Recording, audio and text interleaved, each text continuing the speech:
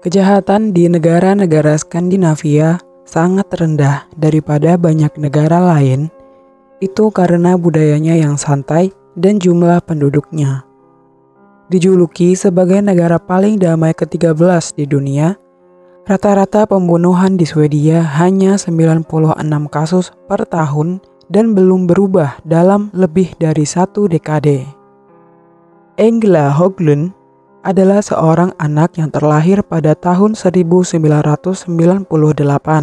Ia tinggal di Hirschsund, sekitar 120 mil dari ibu kota Swedia, Stockholm.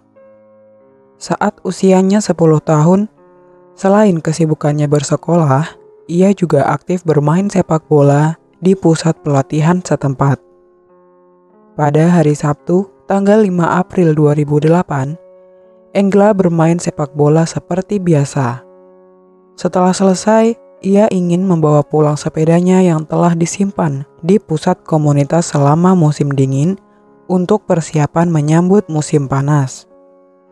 Engla tidak membawa helmnya dan dia belum pernah mengendarai sepeda selama beberapa bulan, tetapi saat itu dia memohon kepada ibunya, Karina, agar mengizinkannya menggunakan sepedanya itu untuk pulang ke rumah, dan akhirnya ibunya setuju. Ini adalah pertama kalinya dia bersepeda pulang sejauh 2,8 mil sendirian. Sehingga ibunya berkata, bila dia akan menelpon handphonenya setiap 10 menit selama perjalanan pulangnya itu untuk berjaga-jaga jika tiba-tiba dia berubah pikiran ingin naik mobil. Karina melakukan apa yang dikatakannya dan menelpon Engla untuk bertanya keberadaannya. Ia menebak dengan benar jika Engla berada sekitar 20 menit dari rumah dan memutuskan untuk tidak menelponnya lagi karena ingin memberikan kebebasan pada anak gadisnya itu. Tetapi ternyata ia salah. Engla tidak kunjung tiba di rumah, sehingga Karina mulai khawatir. Dia kemudian berpikir bila perjalanan yang seharusnya ternyata hanya memakan waktu sekitar 10 menit, bukan 20 menit seperti yang dia pikirkan sebelumnya. Oleh karena itu, dia langsung menelpon putrinya untuk mencari tahu di mana dia berada. Tetapi Engla tidak lagi mengangkatnya. Dengan kepanikan yang semakin memuncak, ia masuk ke dalam mobilnya dan mulai mencari Engla. Ia berharap Engla hanya terjatuh dari sepedanya atau bannya kempes sehingga tidak dapat pulang dengan cepat. Ibunya segera mengendarai mobilnya untuk kembali ke pusat komunitas tempat dia menurunkan putrinya pagi itu, tetapi di sana tidak ada tanda-tanda Engla. Kemudian, ia pergi ke rumah teman Engla untuk memeriksa apakah Engla pergi ke sana. Tetapi, teman-temannya juga tidak melihat Engla sejak mereka meninggalkannya sekitar 1 jam sebelumnya. Karina melaju perlahan-lahan menuju jalan ke rumah dan melambaikan tangan kepada sepasang suami istri yang dia kenal. Mereka berkata, melihat Engla bersepeda tidak jauh dari rumah dan mengira Engla sudah sampai sekarang. Mendengar itu, sang ibu terus menyusuri jalan dan saat sudah dekat dengan rumah, ia menemukan sepeda putrinya di dalam hutan sekitar 200 meter dari rumah. Karina dan suaminya mulai mencari Engla di daerah itu. Engla tidak cukup kuat untuk menarik sepedanya ke dalam hutan sendirian, dan tak lama kemudian mereka menemukan jejak ban dari sebuah mobil. Tampaknya mobil itu melaju dengan kecepatan tinggi sehingga ada banyak lumpur yang tercecer di jalan setapak. Mereka memutuskan untuk menghubungi polisi dan diberitahu jika polisi akan segera datang. Ada yang menggunakan perahu dan helikopter. Situasi yang semakin gawat ini dapat dipahami secara langsung sehingga polisi mulai mengumpulkan para relawan di sekolah. Tim pencari mulai melakukan pencarian terhadap Engla Mereka mencari di sumur, lumbung yang ditinggalkan, dan bangunan luar di daerah itu. Tetapi tetap tidak ada tanda-tanda keberadaan Engla dimanapun.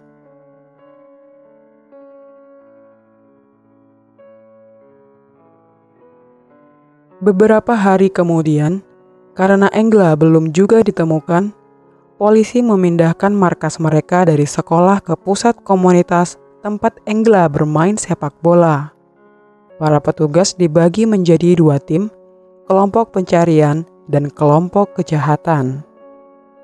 Tim kriminal mulai mewawancarai keluarga dan teman-temannya dan mencari pelaku kejahatan seksual yang dikenal di daerah sekitar. Tim pencari memimpin para sukarelawan untuk mencari Engla dan menindaklanjuti dengan berbagai petunjuk yang ada. Secara teori, membagi departemen kepolisian menjadi 2 kelompok terpisah adalah ide yang bagus. Tetapi, itu juga berarti bahwa para petugas tidak dapat bekerja bersama. Hal inilah yang menyebabkan satu kesalahan besar mereka. Saat mengumpulkan sukarelawan di sekolah, Thomas Langton, warga setempat, tiba dan memberitahu polisi apa yang dilihatnya pagi itu. Thomas dan istrinya bersama pasangan lain sedang berjalan-jalan di daerah tersebut. Thomas baru saja membeli kamera digital baru, jadi dia membawanya untuk dicoba saat berjalan-jalan. Ketika itu, Engla datang mengendarai sepedanya. Thomas ingin mencoba mengambil foto pada objek yang bergerak, jadi dia memotret Engla dan tepat setelah itu, dia kembali mencobanya, lalu tiba-tiba saja sebuah sap merah melintas dengan kecepatan tinggi. Namun, hasil potretnya sangat tajam. Jadi dia berhasil mendapatkan plat nomor dan bahkan bisa melihat pengemudi mobil itu di dalamnya. Ia pun sadar jika anak yang ia potret dengan kameranya itu adalah Engla. Lalu ia membawa kameranya dengan harapan bisa membantu penyelidikan. Seorang petugas yang merupakan bagian dari kelompok pencarian ditugaskan untuk menindaklanjuti pengemudi mobil sap itu, dan dia menelponnya untuk memeriksa apakah dia melihat sesuatu yang aneh dalam perjalanannya hari itu. Tetapi hanya sedikit yang petugas tahu, bila ternyata pengemudi itu memiliki catatan kriminal yang panjang dan penuh kekerasan, dan fakta jika sekarang dia tahu bahwa polisi sedang mencarinya.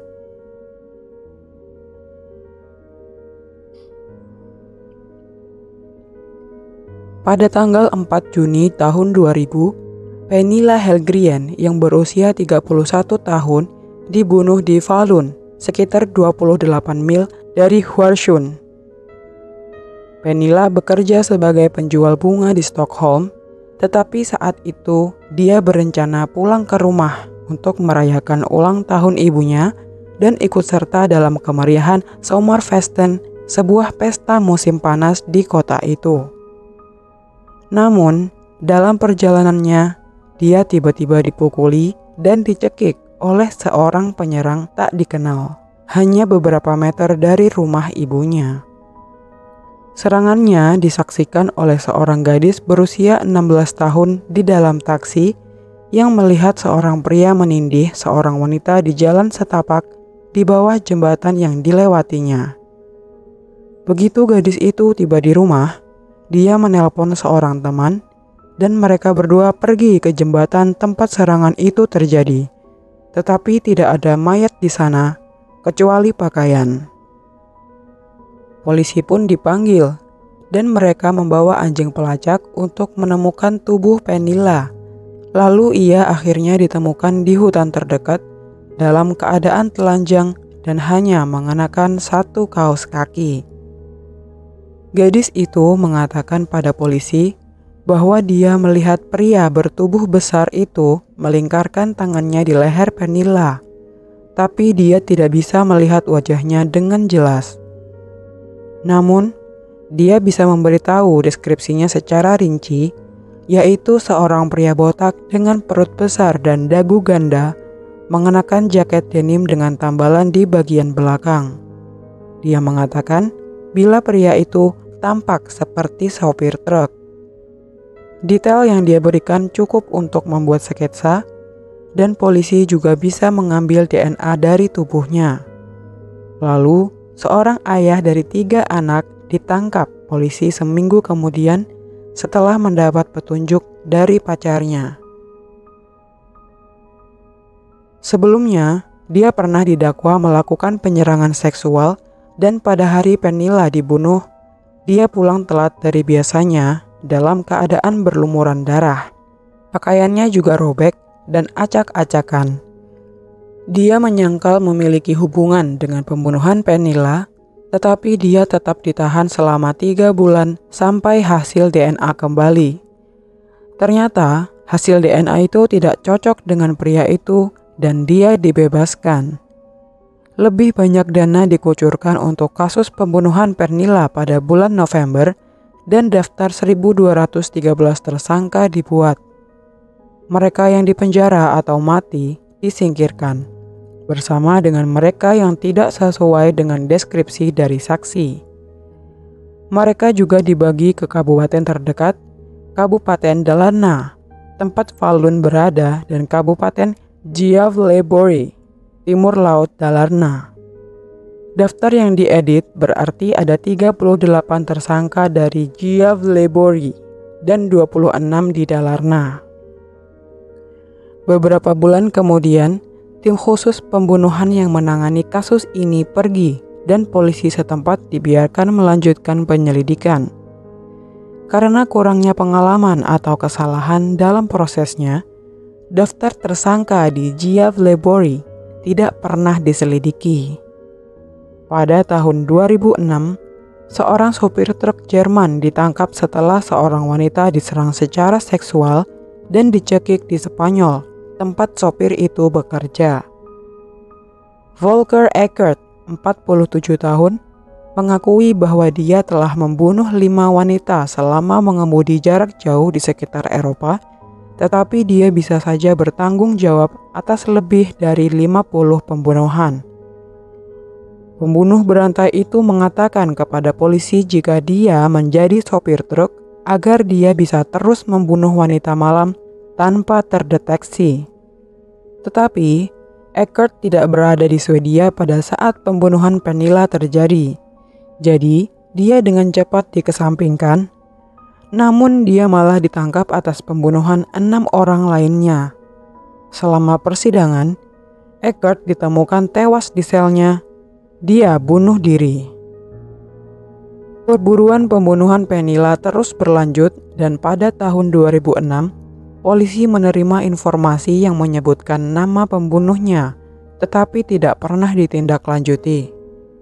Setahun kemudian, informasi lain masuk lewat hotline yang menyebutkan nama pria yang sama lagi, tetapi juga diabaikan. Kedua informasi ini terbukti benar. Kasus Pernilla akhirnya menjadi dingin dan pembunuhnya tetap berada dalam bayang-bayang untuk sementara waktu.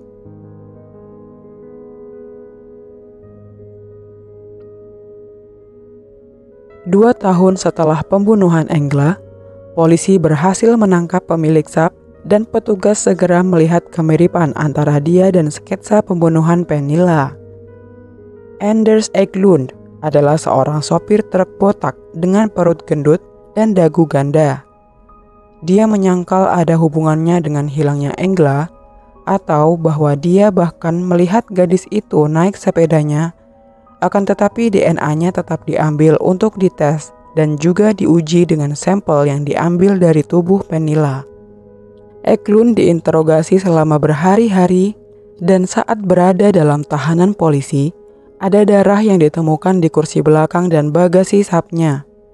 Ban mobilnya juga cocok dengan jejak yang ditemukan di dekat sepeda Engla. Ketika polisi menggeledah apartemennya, mereka menemukan banyak koleksi pornografi dan 13 diantaranya melibatkan pelecehan seksual terhadap hewan. Ada juga banyak pornografi anak di komputernya dan polisi menemukan beberapa pasang pakaian dalam wanita yang telah dipakai. Eklund lahir pada tahun 1965.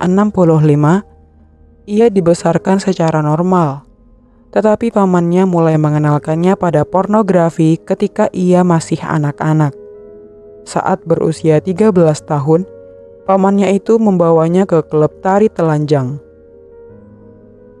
Eklund pernah bermasalah dengan polisi sebelumnya, termasuk percobaan pemerkosaan, membeli alkohol untuk anak-anak, pelanggaran seksual, dan mencuri pakaian dalam anak perempuan dari sebuah sekolah.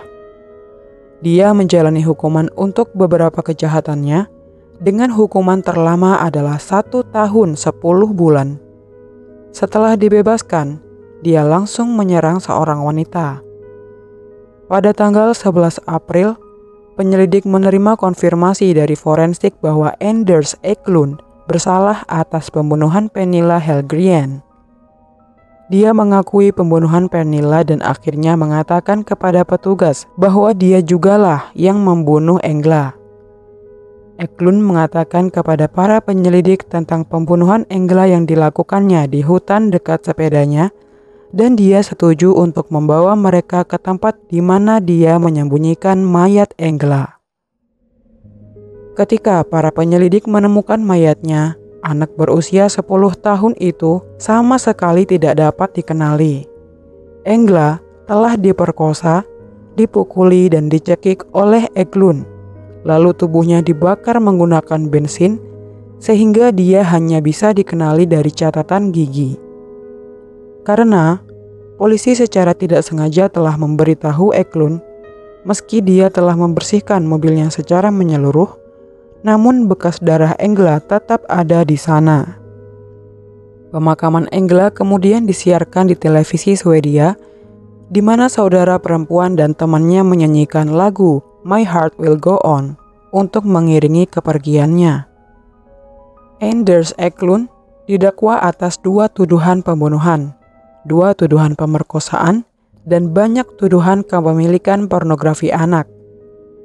Pada tanggal 6 Oktober 2008, dia dinyatakan bersalah dan dijatuhi hukuman penjara seumur hidup atas pembunuhan Pernilla Hellgren dan Engla Höglund, pemerkosaan terpisah pada tahun 2006 yang terjadi di Sandviken, dan untuk pornografi anak. Dia dipindahkan ke fasilitas pemasyarakatan Norrtälje, di mana mereka memiliki ruang khusus untuk pelaku kejahatan seksual yang disebut bunker sex. Dia juga dicurigai bertanggung jawab atas beberapa pembunuhan di Swedia, Denmark, dan Norwegia.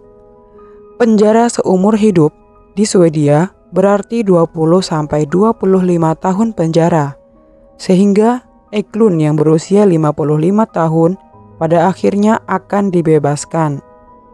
Pada tahun 2018, bandingnya untuk pembebasan lebih awal ditolak. Saat penyelidikan Pernilla, kegagalan untuk menemukan pelaku terjadi karena kurangnya pengetahuan dan pengalaman pada pihak kepolisian saat menghadapi seorang serial killer. Semua itu karena minimnya kasus pembunuhan di Swedia.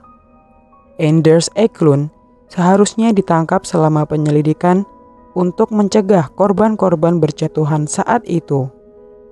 Dia adalah tersangka nomor 21 dalam daftar penjahat di Kabupaten Gävleborg yang terlupakan.